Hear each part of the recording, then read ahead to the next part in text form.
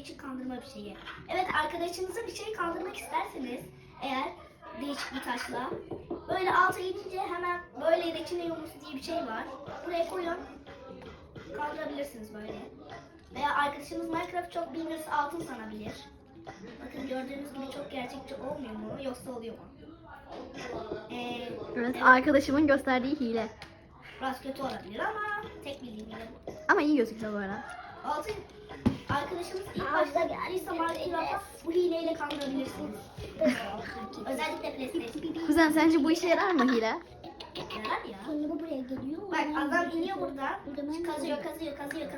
Aa altın tık. Aa altın tık tık tık tık tık tık. Aşağı inecek böyle. Dur. En aşağıda bomba koyun.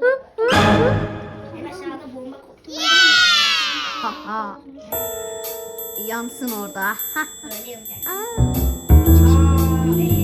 Altın yok. Aa.